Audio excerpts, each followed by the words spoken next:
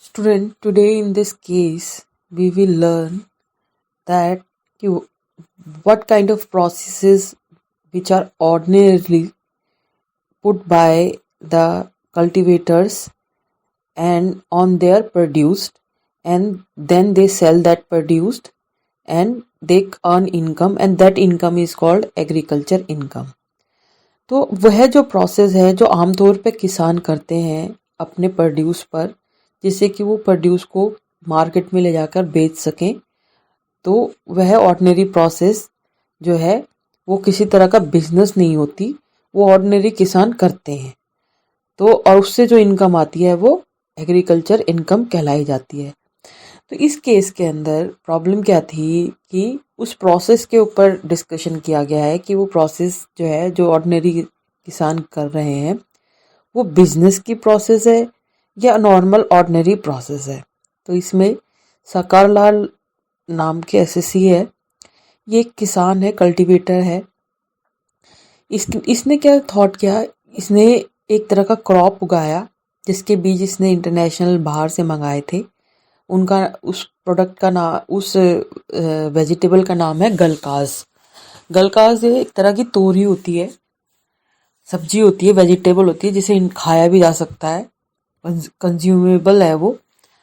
मगर इसमें जो इसमें जो यूज़ किया गया है एसएससी का, ये गलकाज से इसको कन्वर्ट करता है लूफास में।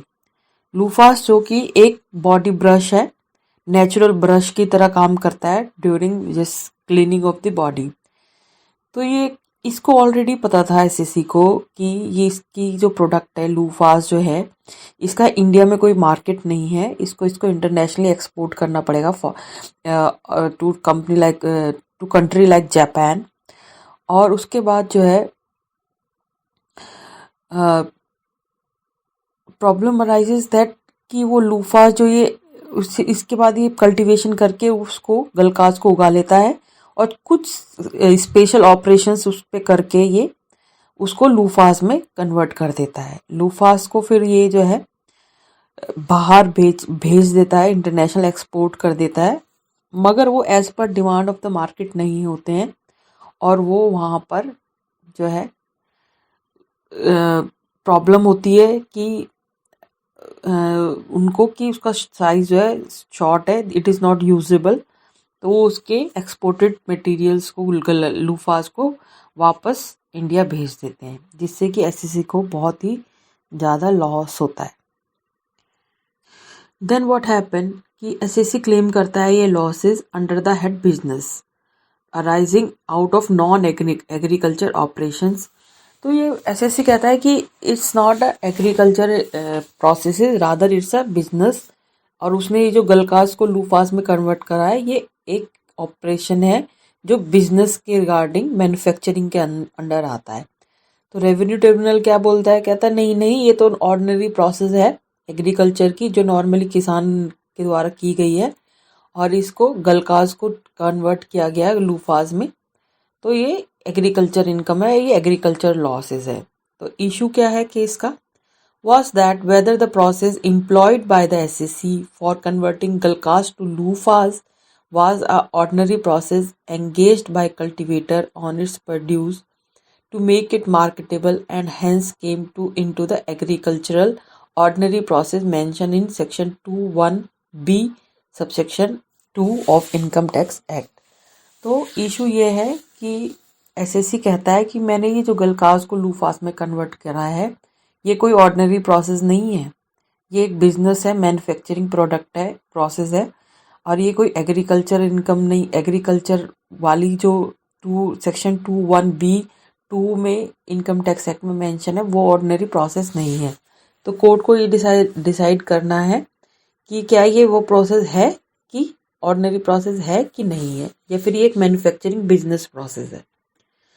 फिर क्या होता है, contention by the assessee. SSC तो ऑलरेडी बोल रहा है कि ये बिजनेस ऑपरेशन है, ये कोई कल्टीवेटर द्वारा एंगेज की हुई प्रोड्यूस पे, it's not any ordinary process that is been done by the cultivator on the produce to make it market ready under section 21B(2) of income tax act. तो on the contrary जो है revenue tribunal बोलता है कि it's a agricultural ordinary process and mention under 2(1)(b) subsection 2 of income tax act. तो ये एक agriculture income के कारण मेंशन जो होता है एग्रीकल्चर इनकम में, उसी के रिगार्डिंग है, प्रोसेस है। तो कोर्ट का डिसीजन क्या आता है? कोर्ट कहता है 2 condition should be checked which are mention by the court to bring any process to come into the ambit of section 2(1)(b)(2। तो कोर्ट कहता है कि हमें पहले 2 कंडीशन चेक करनी पड़ेगी अगर हम किसी भी प्रोसेस को जो कि किसी खेत के प्रोड्यूस पे की गई है कल्टीवेटर के द्वारा, कि वो एक ऑर्डिनरी प्रोसेस है कि नहीं है। फर्स्ट हम ये चेक करेंगे कि फर्स्ट है was that the process engaged bye the cultivator should be such that which make the produce marketable. वह कुछ ऐसी प्रोसेस होनी चाहिए सिंपल सी कि सिर्फ जो प्रोड्यूस को मार्केटेबल बना रही है। ठीक है, क्या इसको हम इस तरह से इंटरप्रेट कर सकते हैं कि produce do not have market in its raw state, यानी कि जैसी खेत से अनाज उगा या कुछ भी उगा तो वो सीधा मार्केट में नहीं बेचा जा सकता, उसको थोड़ा बहुत इधर उधर कन्वर्ट करना पड़ता है, जिसके बाद वो मार्केट में जा सकता है। यानी कि उसकी रॉ स्टेट में उसके लिए कोई मार्केट अवेलेबल नहीं है। ये तो एक कंपल्सरी काइंड ऑफ प्रोसेस हो जाती है। फर्स्ट तो ये चेक कर लिया है। सेकंड चेक ये बोल रहा है कि the process should be which is ordinary employ by the cultivator of the produce to render it marketable.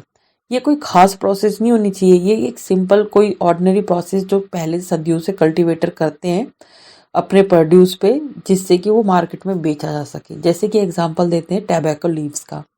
Tobacco leaves जो होते हैं जब हम तोड़ते हैं तो वो हरे होते हैं, तो हरा पत्ते को जो है किसान सुखाता है, उसके बाद उसको मार्केट में बेचता है, हरे पत्ते को मार्केट में नहीं खरीदते हैं।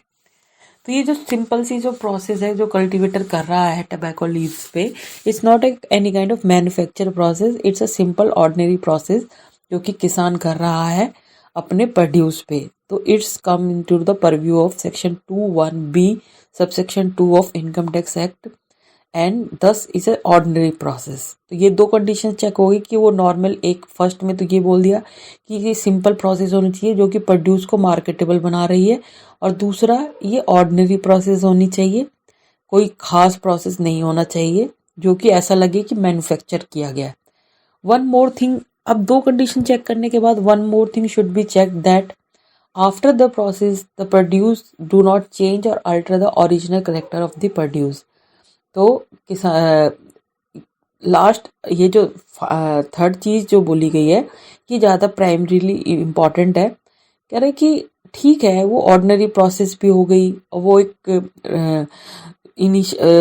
टू मेक द प्रोडक्ट जो कि प्रोड्यूस खेत में उगाया उसको मार्केटेबल बनाने के लिए की जा रही है, मगर इन दोनों कंडीशन के फुलफिल होने के बाद भी सेक्शन 2(1)(b)(2 में आने के लिए उस प्रोसेस को एक चीज़ और देखना पड़ेगा कि जो प्रोसेस हमने प्रोड्यूस पे किया है, प्रोड्यूस मतलब जो खेत में उगा हुआ है, तो उस पे उसके बाद जो है उस हमारे प्रोडक्ट का ओरिजिनल कैरेक्टर तो चेंज नहीं हो रहा है।